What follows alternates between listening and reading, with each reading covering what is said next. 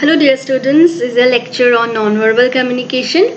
I will begin with the definition of nonverbal communication. We'll move on to tell you the types of nonverbal communication and we'll end this lecture with the significance of it in our daily life. To begin with, what is nonverbal communication? Nonverbal communication includes those aspects of communication such as gestures and facial expressions that do not involve verbal communication but which may include non-verbal aspects of speech itself, accent, tone of voice, speed of speaking, etc. That is, as you have known by the time that there's two types of communication. One is verbal and the other one is non-verbal. In case of verbal communication, we use words, and in case of non-verbal communication, we do not use words, but it is done through our facial expressions, through our gestures, and the non-verbal aspects of language, that is our accent, tone of voice, speed of speaking, etc. Let's see what are the types of non-verbal communication. Now, if you look at this picture, then you'll see that gestures, posture and body orientation, body language, facial expressions, space and distance, eye contact, proximity, paralinguistic, touch, silence, personal appearance, symbol, visual communication. All of this contribute to non-verbal communication. I will elaborate all of them as we continue with the lecture. Non-verbal communication is done through eye contact, hand movement, touch, facial expressions, bodily postures, and non-lexical components, etc. At times, silence is said to be the best form of non-verbal communication. Thus, you see that it is through your eyes, it is through your hands, and it is through touching the other person you are engaged in communication. And this is called haptics. That is the way you communicate with others through touching is called haptics. Facial expressions, bodily postures, and certain non-lexical components, they all are very important in non-verbal communication, and it is through all of them we communicate with the other. It affects our communication with others, and even if you keep silence, this can be also a form of your communication. So even if you are not using words, even if you are not using your hand movements or your eye contact or your bodily postures, even if you are not in a mood of speaking, this actually is the best form of non-verbal communication. Moving on, types of non-verbal communication. The face and its expressions. As you know that we through our face make various expressions, and all of these expressions contribute to non-verbal communication.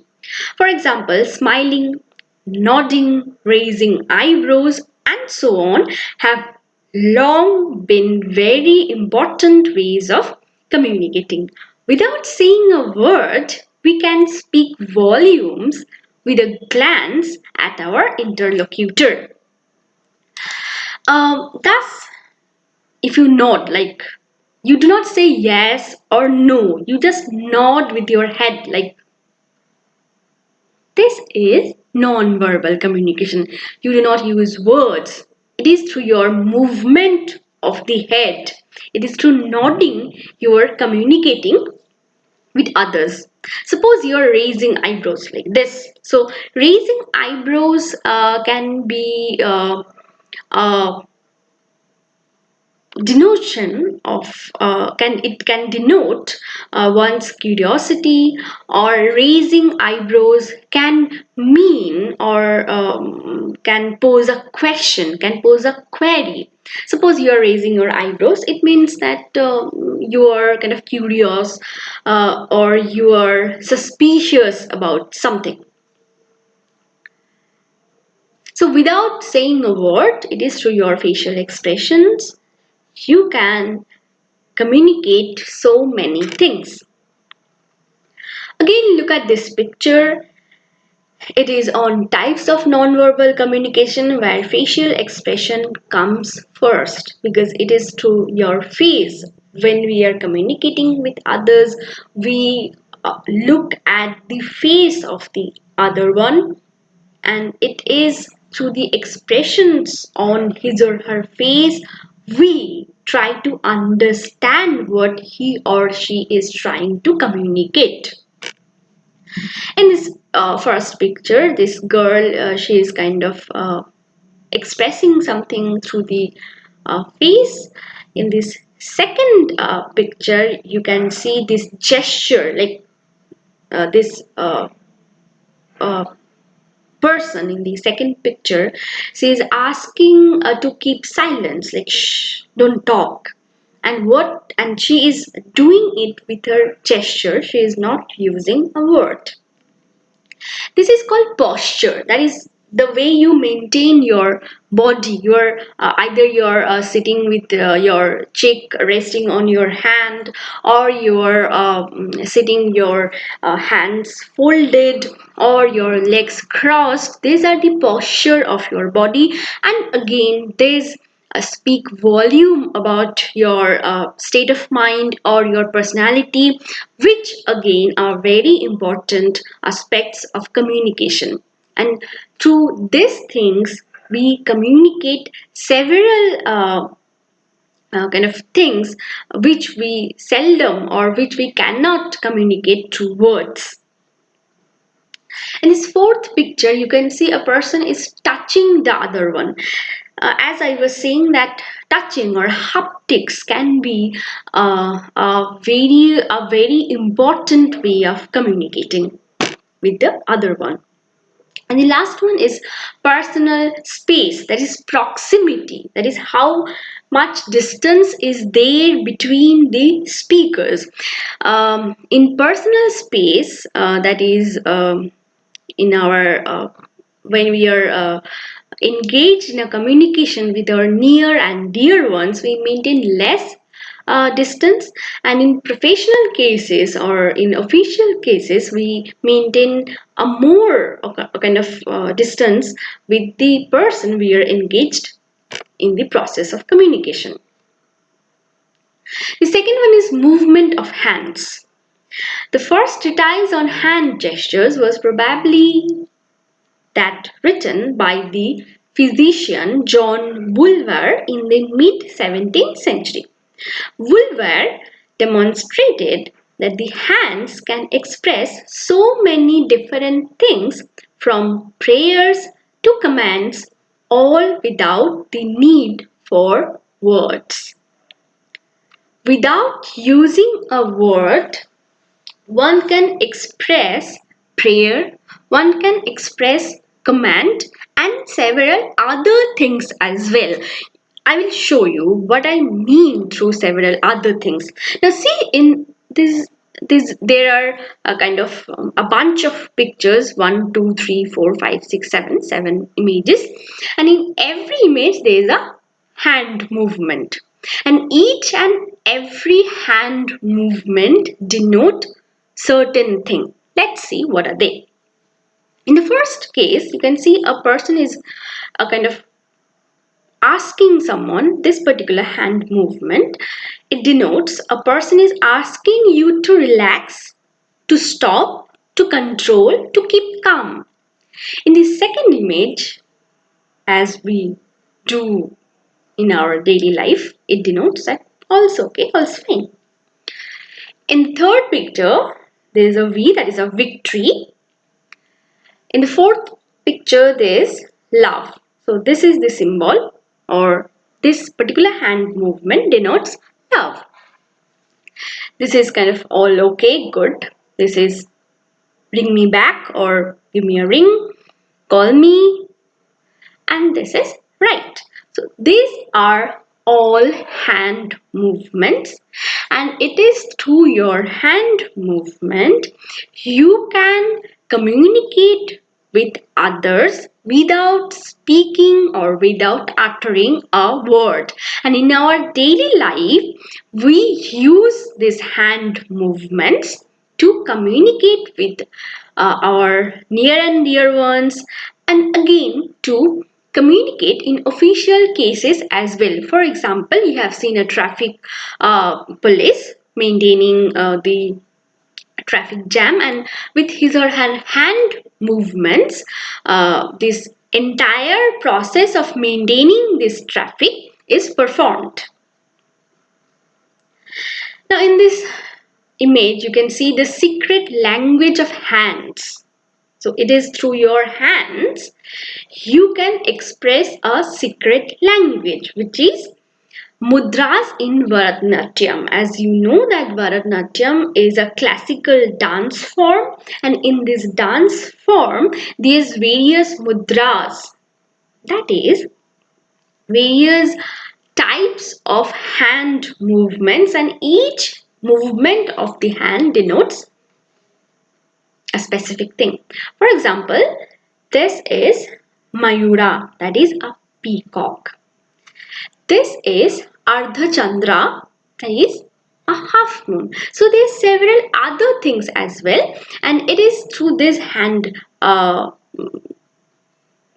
this is through this hand movements one can denote several things, which is called the sacred language of dancing. Now coming back to dancing. When I dance, we can express so many different emotions. You know that communication is not only sharing informations but also sharing emotions. And through dancing, we express so many different emotions. Our joy, our sorrow, our anger, everything. From passion to religious devotion. You can dance out of your passion, it can be your hobby, and again, you can dance in a religious ceremony. A dancing, for example, you know that kirtan is one kind of religious devotion. Dancing either alone,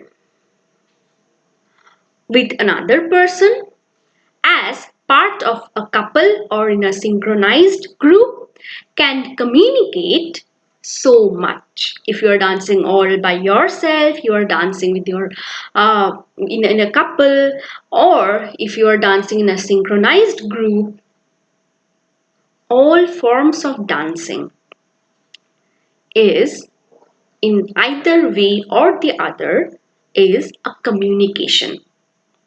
Dancing is something that many of us engaged in from childhood, and it becomes an important way of socializing and expressing ourselves at the same time. Dancing can be a way of socializing, and obviously, dancing is an expression of ourselves.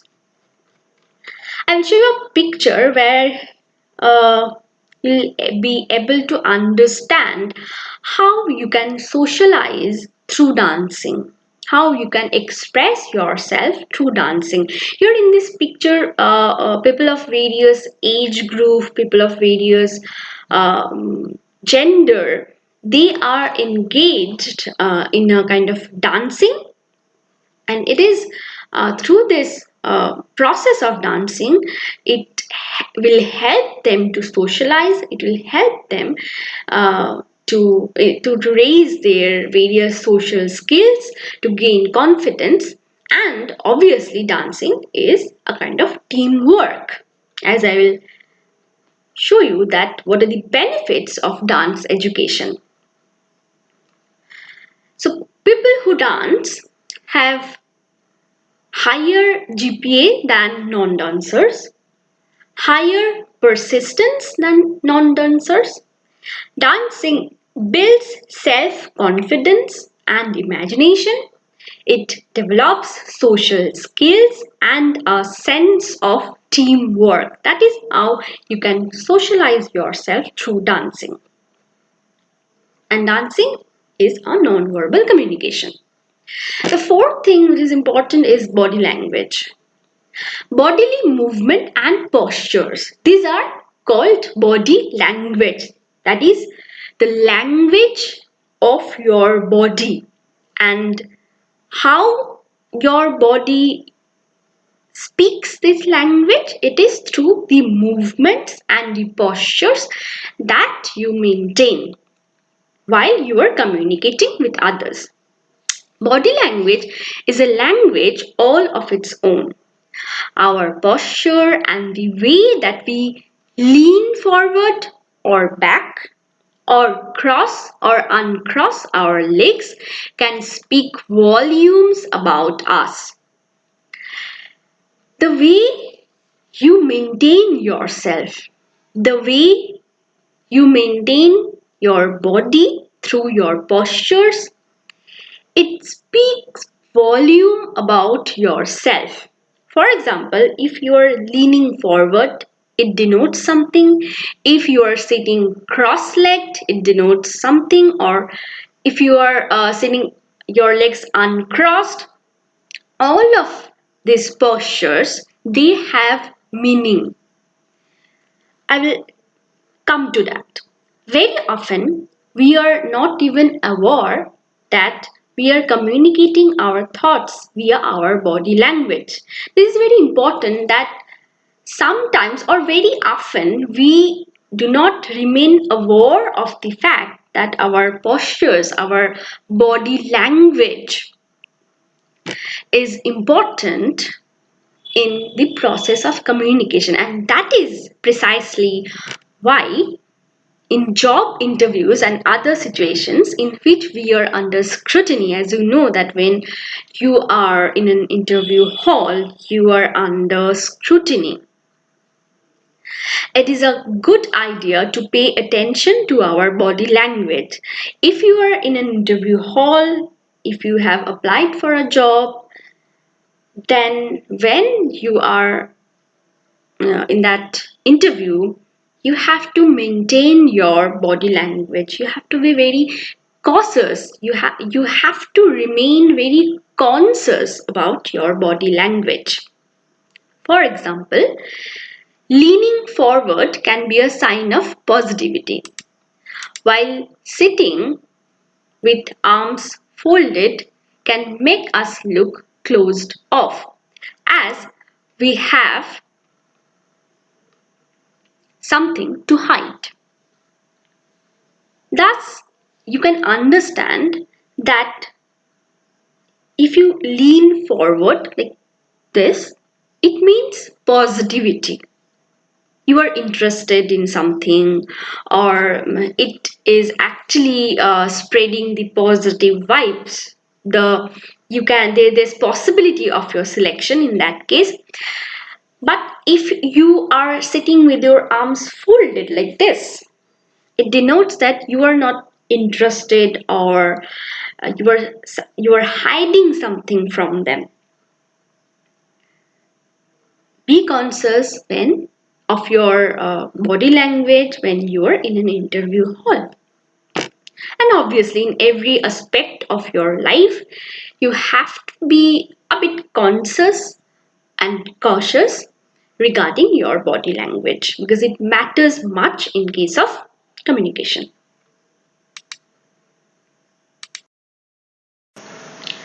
In this particular picture, you can see that every one of them, they are maintaining a particular body language which is different from the rest. Each of them are maintaining unique gesture, unique body language, their hands, their legs, the way they're kind of maintaining them, or overall appearance of them, so far as body language is concerned, are different. And if you critically analyze them, we'll see that in the first case, this lady, the way she is standing, her legs crossed and keeping her head over her hand, this appearance denotes that she is kind of lying, or she is not open to communicate.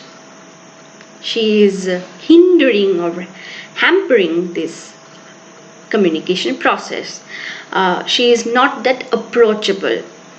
In the second picture, the way this boy he is standing, it looks that he is hiding something, or his appearance, his body language is something alarming. There's something that tells that he is posing a threat.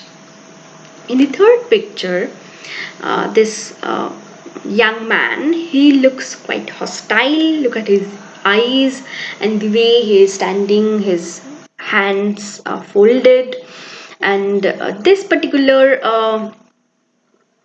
position of legs, it denotes that he is closed, and this particular folding of hands, it denotes aggressiveness, and this kind of eyes, or looking at the other one, uh, denotes insecurity.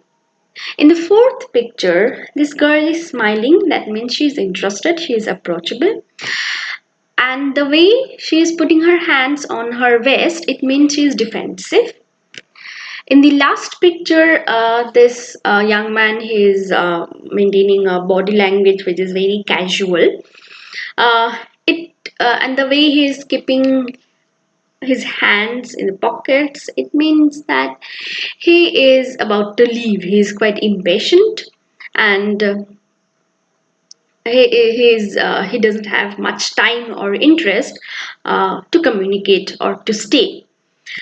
That is how your body language, your gesture, your posture, your facial expression, everything contribute, or each and everything is important in the process of communication. The fifth thing is paralinguistic or non-lexical noises. Para means beside, and linguistic means language. So, paralinguistic noises are noises that occur alongside language, such as laughter, sighs, and groans. These things are paralinguistic aspects. They occur alongside language. Suppose you are laughing, or you are shying, or you are groaning at something. Everything contribute to communication. These are very important ways of communicating, and very often they can be viewed as more authentic than words. For example, laughing at a joke is generally seen to be a more authentic way of appreciating that joke than simply stating to the person who was told the joke who has told the joke that we think that their joke is funny. Suppose a situation when someone cracks a joke and you do not laugh. Rather, you say that yes, this joke is good. No, you are expected to laugh. You are supposed to laugh, rather using words. Rather using language, what is appropriate in that particular context is using this paralinguistic aspect of language. This paralinguistic thing, that is laughing. You are expected to laugh. This is more appropriate than using word and saying the other one that yes, this joke was funny. In certain cases, this paralinguistic aspects are more important.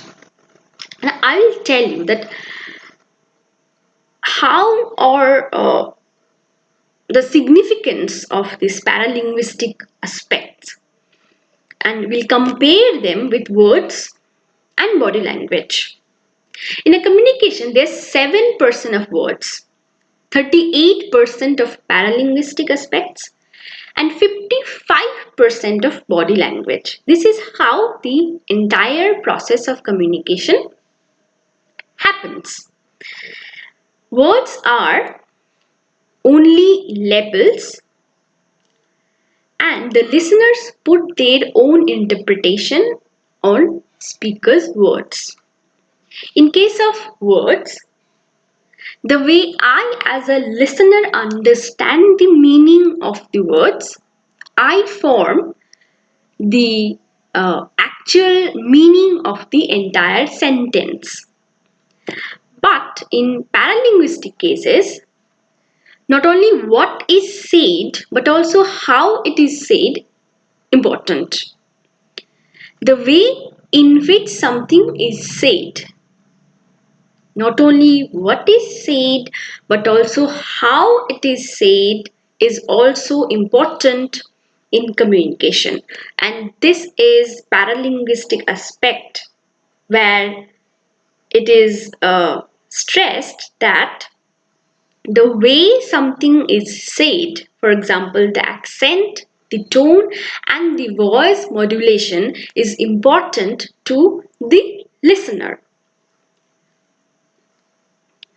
So far as tone is concerned, this is very obvious that when you are angry, you will speak in a loud tone, and if you are in a calm or quiet mood, you will obviously not use that particular tone that you generally use when you are angry. So that is the way we communicate. It reflects our mood, it reflects our state of mind. And it is through these paralinguistic aspects one can realize or one can understand the emotions of the speaker. There's 55% of body language. What a speaker looks like while delivering a message affects the listener's understanding most. So, not only what you say, but also how you say, and the appearance that you maintain while delivering a speech is also important. Moving on, I will give you some clues on of paralinguistics.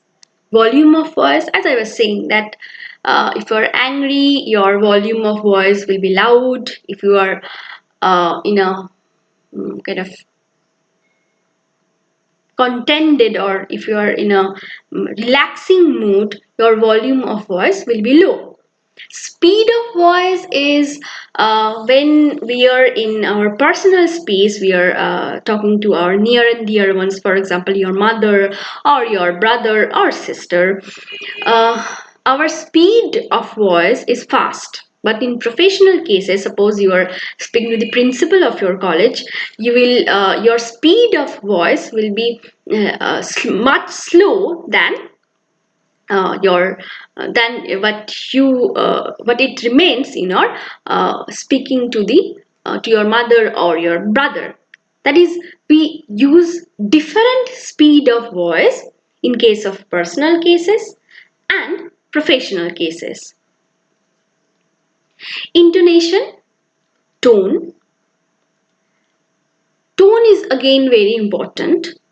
uh, your tone may be marked by curiosity or query, anger, love, depression, sorrow, etc.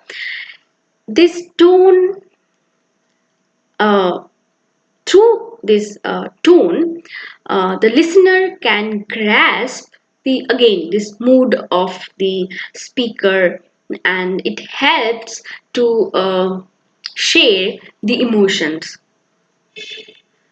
Pronunciation, articulation, pause, punctuation marks, these are all important in Nonverbal communication. This is what is intonation.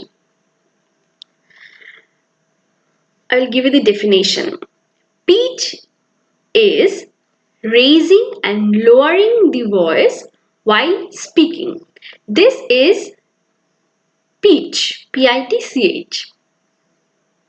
That is the stress that you put while speaking.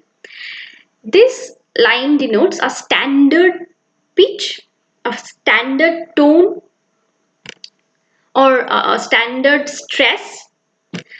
And here this is high pitch, this is low pitch, this is again standard, this is high, low, standard, high, low, standard. So this is how a rhythm is created, and this rhythm makes one's speech very mellifluous or musical or soothing to listen.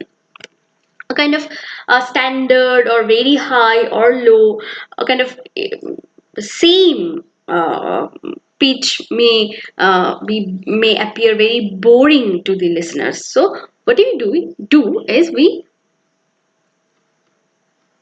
um, at certain point raise the pitch and at certain point lower down the pitch. The use of this pitch is called intonation. The way we use changes in pitch to convey meaning and mood is called intonation.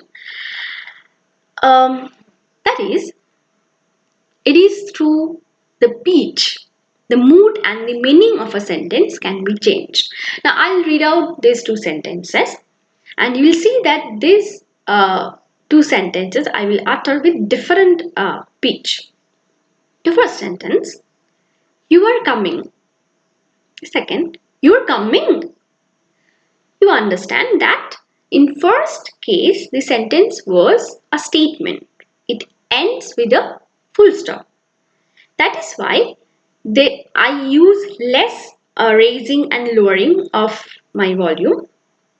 And in the second case, there is a question, it's a query, there is a curiosity. That is why there is more raising and lowering of the voice.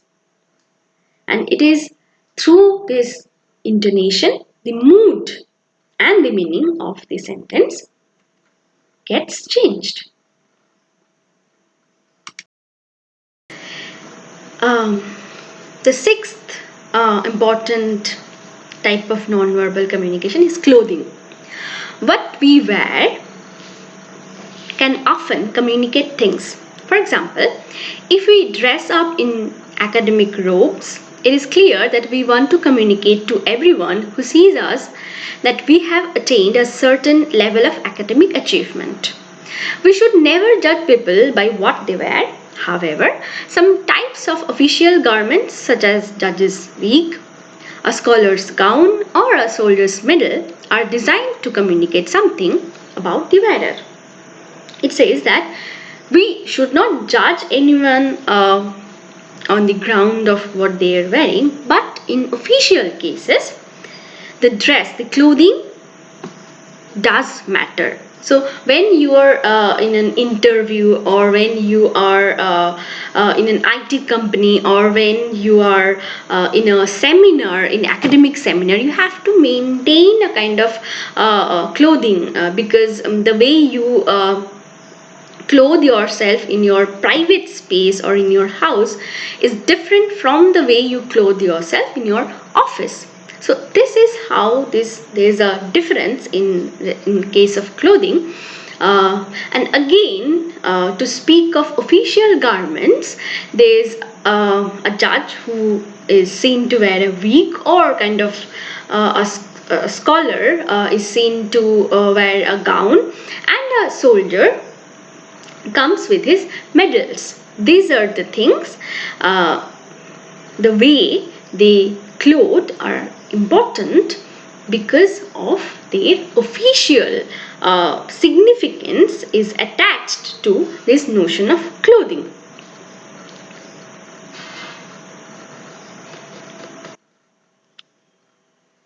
I'll ask you to look at the screen and see that these people are maintaining a particular kind of clothing and they're having a particular kind of hairstyle. This is important in case of behavioral communication. The last one is silence. You may have heard of the phrase, the sound of silence. Sometimes staying silent can communicate much more than words can. Silence can be powerful, sad, happy, or it can simply communicate to others that we do not want to engage with them. Good communicators are able to listen and to use comfortable silences to connect with other people. There is no need to think that communication is all about words. This is very important that communication is not always and not all about words. Your silence is also important in the process of communication. Your silence can denote happiness, can denote your sorrow, or again, keeping silence in a communication is important because it is only when you keep silence you listen to the other one. And listening is important so far as the process of communication is concerned. Silence as a communication. Silence is defined as an absence of speech or noise. But this is not necessarily inaction. It can convey thinking or contemplating a response to a question. Suppose you are keeping silence, that is, you are thinking what to say in response, what to say in reply. Your keeping silence can denote your anxiety about speaking. It can denote agreement, dissent, frustration, or even anger. So when we are angry on someone, we keep silence. We do not prefer to talk. Individuals could be aware of what silence might mean in any communication. So you have to remain very conscious. You have to remain aware that what the silence denotes in that context of communication that you are engaged with. This is a beautiful picture where this person is standing in front of a sea and he's keeping silent, just looking at the sea and contemplating in silence. Conclusion. Learning to communicate well with other people is so important. This is very important that you learn to communicate well with others. And it is something that it can take an entire lifetime to perfect. It's not that easy that you communicate with others in a very effective way. This is something you have to learn and it can take a lifetime even. However, misreading people's communications can be disastrous. If you misread or if you fail to communicate with others, this can be disastrous and affect your personal or professional life. At last, this is a picture where you can see various types of communication at one glance. This is posture, body language, eye contact, blinking, even blinking is one type of communication. It can denote surprise, it can denote kind of a very naughty attitude, it can denote you're kind of making something, you're giving a clue on something secret. Tone of voice, facial expression, smell, that is your body odor, is also one type of communication. Time, personal space, personal presentation, gestures, speech or voice, all of them are nonverbal communication. Now here's again types of nonverbal communication but with pictures. This is facial expression, see someone is smiling. This is haptics. Haptics is the communication through touch. Touching is way of communicating through non-verbal gesture. Uh, Suppose a child is touching the father.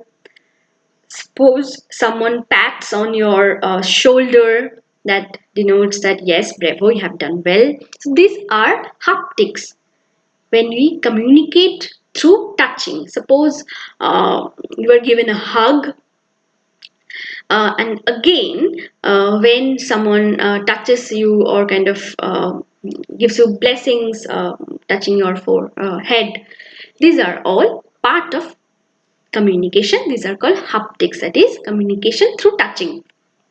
Your appearance, artifacts, paralinguistics, body language, postures, gestures, proxemics, that is the distance that we maintain while communicating with others.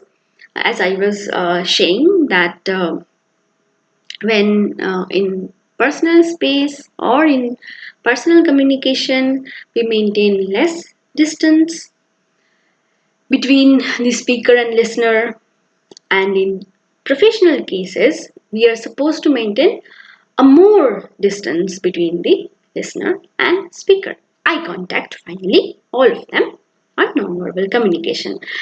We all want to be better friends, partners, and family members, and better colleagues and citizens too. If we want to achieve this, then we need to be able to communicate effectively with the other people in all contexts, formal, informal, and spontaneous. This is very important that if you wish to be a good partner, if you wish to be a good colleague, if you wish to be a good citizen, you have to communicate effectively in all cases, be it formal, informal, or spontaneous.